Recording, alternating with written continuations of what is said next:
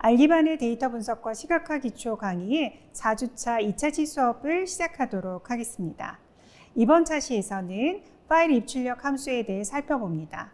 데이터를 작성해서 활용할 수도 있지만 공공 데이터를 적절히 사용하기 위해서는 파일을 읽고 쓰는 방법을 익히는 것이 매우 중요합니다. 외부 데이터를 활용하기 위해 꼭 필요한 기능인 파일 입출력 함수에 대해서 살펴보겠습니다. 자, 그럼 수업을 시작해 볼까요?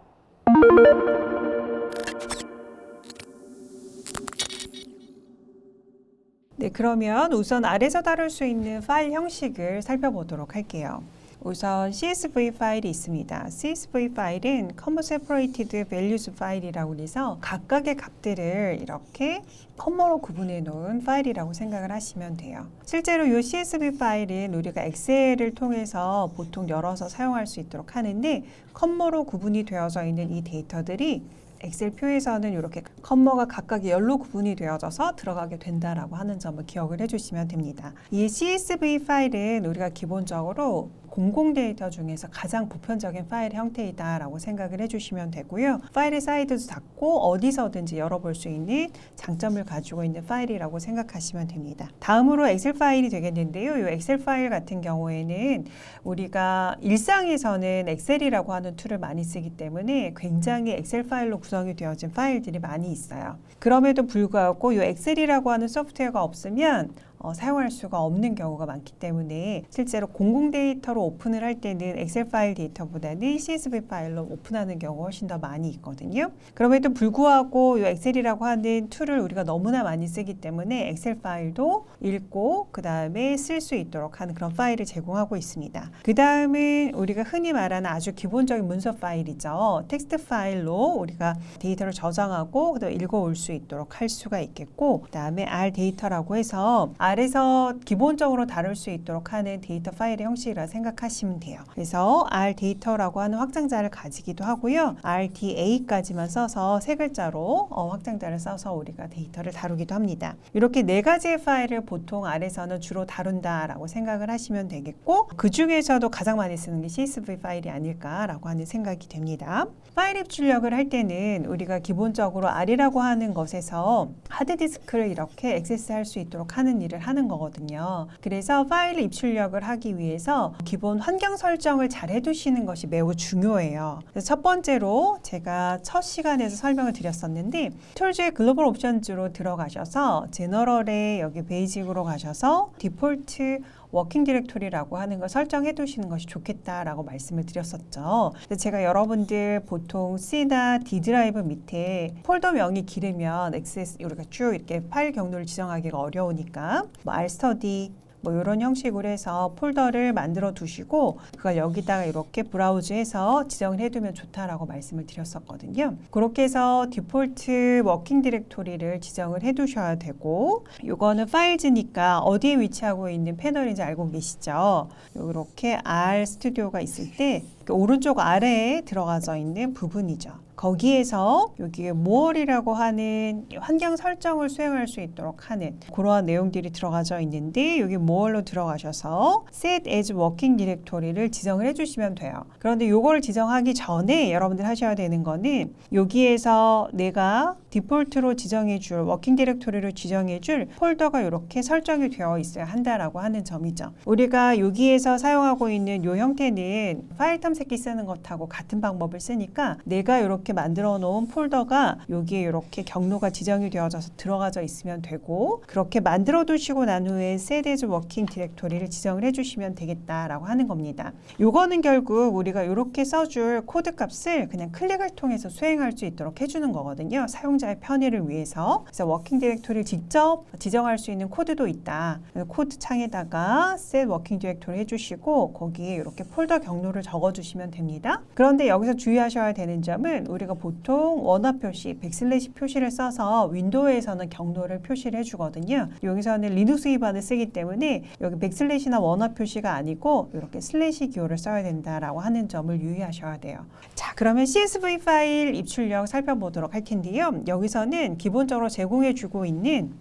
세이트 x77이라고 하는 데이터를 불러와서 이 녀석을 CSV 파일로 써보도록 할 거거든요. 우리가 서로 좀 이질감이 있는 데이터를 단번에 읽어오려고 하면 어려우니까 state.x77이라고 하는 데이터는 이러한 데이터들을 머금고 있는 거거든요. 뭐 예를 들면은 어떠한 주의 넓이는 얼마고 그다음에 뭐 영하로 떨어진 날씨들은 며칠이 있었고 하이스쿨 그래주에이션 그 졸업률이 얼마나 되는지 특정한 지역의 뭐 살인율, 뭐 문맹률, 기대 수명률, 그다음에 뭐 수입, 그다음에 인구수는 어떻게 되는지 이러한 것들이고요. 각각 미국에 있는 주명이 이렇게 들어가져 있어요. 그래서 각 주별로 이러한 데이터들을 구성하고 있다라고 하는 겁니다. 그럼 결국 우리는 엑셀에서 제공해주는 이러한 데이터를 가지고 와서 데이터 프레임에다 넣어주고 그 데이터 프레임에 있는 이 데이터들을 어디에다 저장하겠다? state.csv 파일로 저장하겠다라고 하는 거예요. 결국 이 녀석 df는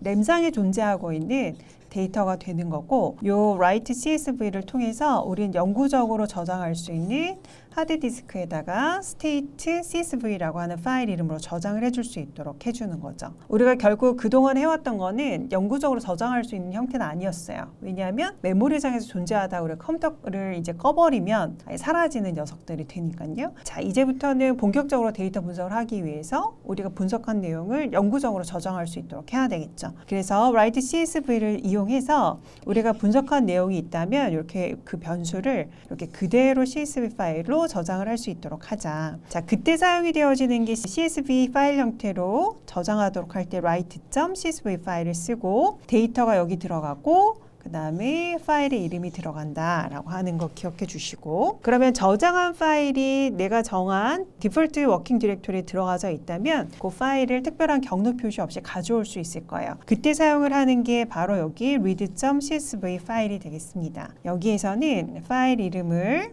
state.csv로 주게 되고요. 여기서 데이터를 가져왔다라고 하는 건 파일에서 가져온 내용을 메모리상에 넣겠다라고 하는 거죠. 그렇기 때문에 왼쪽에 변수가 있어야 돼요. 그래서 read CSV에 의해서 가지고 read한 내용을 df라고 하는 램상에 있는 메모리상에 있는 변수에다 넣어주겠다라고 하는 걸 의미하는 거고 그대로 우리가 이제 찍어보게 되면 데이터 프레임의 형태이고 각각의 주에 대한 우리가 아까 전에 살펴보았던 그 내용들이 그대로 저장되었다가 가져와졌구나라고 하는 걸 알 수 있게 되는 거죠. 자, 그러면 우리가 데이터를 CSV 파일로 저장할 때는 write.csv 파일이다. 그 다음에 읽어올 때는 read.csv 파일이다라고 하는 거 파일명 기억하시면 되고요. 자, 다음으로 이렇게 가져와진 이제 데이터들이 있는데 여기서 C의 토탈이라고 하는 거, 그 다음에 C의 에버리지라고 하는 거에 토탈 값하고 에버리지 값을 이렇게 구할 수 있게 하고 싶은 거예요. 그래서 컬럼에 대한 합계값, 그 다음에 컬럼에 대한 그 미네 값을 구해서 우리가 이제 지정을 할 수 있도록 할 거거든요. 그래서 토탈 값하고 에버리지 값을 구해서 이 녀석을 데이터에 합쳐줄 수 있게 할 거예요. 그래서 new df라고 하는 새로운 변수에다가 df하고 토탈 값 구한 거 하고 그 다음에 열별로 에버리지 값 구한 것을 rbind 해서 행 단위로 묶어가지고 넣어주겠다라고 하는 거죠. 그래서 그 내용을 이렇게 살펴보면 이렇게 구성이 되어져 있고 쭉 살펴보면 순번, 주이름, 뭐 인구 수입, 문맹률, 기대 수명 이렇게 쭉 해가지고 이렇게 데이터가 구성이 되어서 들어가게 되는데 총 50개 주에 대해서 아까 데이터가 쭉 관측된 게 있었고 우리가 rbind를 했기 때문에 rbind를 해줬기 때문에 토탈 값이랑 에버리지 값이 여기 51번째 그 다음에 에버리지 값이 52번째 이렇게 붙어서 들어가게 되는 것이죠. 그래서 여기 이렇게 토탈이랑 에버리지가 밑에 쪽에 각각 총점, 그 다음에 총합, 그 다음에 평균값으로 이렇게 붙어지게 되고 이렇게 구성을 해서 넣어줬다라고 하는 겁니다. 그럼 이렇게 우리가 데이터를 이렇게 처리해서 이렇게 새로운 데이터 프레임을 만들었어요. 그리고 그걸 확인했고 그것을 저장할 수 있도록 하면 되겠죠. 그래서 이렇게 구성이 되어진 녀석을 저장할 때는 write CSV, 가져올 때는 read CSV를 해주시면 되겠습니다. 자, 다음으로는 엑셀 파일 입출력에 대해서 살펴보도록 할 거예요. 엑셀 파일은 확장자가 XLS, 그 다음에 이후 버전으로 넘어오면서 XLSX라고 하는 것이 붙어서 이 두 개의 확장자를 가지고 있는 건 엑셀 파일이다라고 생각을 하시면 돼요. 그래서 공통적으로 붙어있는 이 엑셀이 붙여져서 아래서 사용하는 패키지들에서는 활용이 되어집니다. 그래서 이거는 제가 R 마크다운 문서를 만들기 위해서 여기 샵을 붙여놨는데 여러분들은 여태까지 Write 엑셀이랑 그 다음 Read 엑셀을 패키지를 깔아준 적이 없는 컴퓨터를 사용하고 계신다면 여기 샵을 지우시고 인스톨 패키지즈 하시고 Read, Write 엑셀을 모두 실행을 해주셔야 됩니다. 그렇게 해서 한번 다운로드 받고 그 다운로드 받아진 Write 엑셀과 Read 엑셀을 패키지 로드를 해서 사용할 수 있는 형태로 만들어 두시는 거예요. 그렇게 하고 난 다음에 아이리스를 DF 아이리스에 넣어줄 수 있도록 했고요. 여기서 이렇게 한번 아이리스를 그대로 쓰셔도 상관은 없는데 우리가 이렇게 새로운 변수에 넣어가지고 활용할 수 있도록 하는 이유는 원본 데이터를 유지하고 우리가 처리할 데이터를 새롭게 만들어서 쓰겠다라고 하는 것을 의미하는 거예요. 그래서 여기서 DF 아이리스에 들어가져 있는 값을 iris.xlsx 값에다가 넣어줄 수 있도록 하는데 write 여기서 차이점은 뭐냐면 CSV는 write하고 read 뒤에 점이 붙어요. 피리어드가 붙는데 write하고 그 write 엑셀, read 엑셀은 이렇게 언더바가 붙어요. 이 차이점이 있다라고 하는 부분 기억해 주시고, 그래서 write 할 때는 메모리상에 있는 걸 이 파일로 넣겠다. 그래서 두 개의 인수가 이렇게 들어가지게 되고요. read 엑셀을 통해서 우리가 데이터를 가져올 때는 read 엑셀 하시고 파일에 있는 데이터를 가져오는데 파일에 있는 걸 그대로 메모리에 옮겨야 되니까 이렇게 새로운 변수를 만들어서 넣어줄 수 있도록 하자라고 하는 거예요. 결국 여기에서는 아이리스 원본에서 DF 아이리스 갖고 왔고 그것을 엑셀로 저장했다가 새로 가져오면서 여기 엑셀에 붙어 있는 변수를 만들었으니까 메모리상에는 아이리스 있고 DF 아이리스 있고 DF 아이리스 엑셀이 있을 거예요. 그래서 R 스튜디오에 있는 여기 인바이러먼트에 각각 요 세 개가 모두 존재해야만 여러분이 잘 읽고 쓰기를 한 것이라고 보실 수가 있고요. 그 다음에 엑셀 데이터를 가지고 왔을 때 is라고 하는 is 다시 붙어 있는 녀석들은 뒤쪽에 나와 있는 것을 확인하는 거예요. 그래서 예를 들어서 is data frame, 그 아까 전에 as matrix, 그 다음에 as data frame 같은 경우는 데이터를 변환할 때 쓰는 거였죠. 여기 is data frame은 뭐뭐 하니? 라고 물어보는 거예요. 그래서 df iris excel이라고 하는 변수가 is data frame, 데이터 프레임이니? 라고 물어보는 거고 여기에 들어가져 있는 요 녀석이 데이터 프레임이다 라고 하면 참이야 라고 하는 결과값을 내보내주고요. 데이터 프레임이 아닌 경우에는 false 값을 내보내줄 수 있도록 해줘요. 근데 엑셀로 데이터를 쓰고 가져올 때는 디폴트로 데이터 프레임으로 데이터를 가져오게 된다라고 하는 부분 기억해 주시고 그래서 결국 데이터 프레임인지 확인을 했을 경우에 true의 값이 나오게 된다 라고 하는 부분 기억을 해주시면 되겠습니다. 자, 그래서 정리 한번 해보면 여기 엑셀 같은 경우는 별도의 패키지가 인스톨되어 있어야 된다. 그래서 write 엑셀, read 엑셀이 패키지가 있어야 되고 write, read 엑셀을 할 수 있도록 하는데 기본적으로 언더바가 들어가져 있어야 된다라고 하는 부분을 여러분들 기억을 해주시면 되겠습니다. 그래서 엑셀 파일로 쓰고 읽어오는 방법 우리가 살펴보았고요. 데이터를 가져온 부분에 있어서 확인을 해준 거죠. 그래서 DF 아이리스 엑셀 우리가 엑셀 파일로 저장한 것을 다시 읽어왔는데 그 녀석이 여기 DF 아이리스 엑셀인데 확인을 해보니 잘 여기 저장이 되었다가 잘 로드가 되어졌구나 라고 하는 걸 확인하는 부분이었고요. 자, 그 다음 이제 우리가 R에서 사용하는 여러 가지 객체들을 저장하고 읽어오는 방법들이 있어요. 그때 사용이 되어지는 거로 세이브하고 그 다음에 여기 로드라고 하는 게 있거든요. 변수 자체를 저장하고 읽어오는 거예요. 이제 여기서 아이리스라고 하는 걸 DF 아이리스에다 넣어주고 DF 아이리스라고 하는 메모리상의 변수를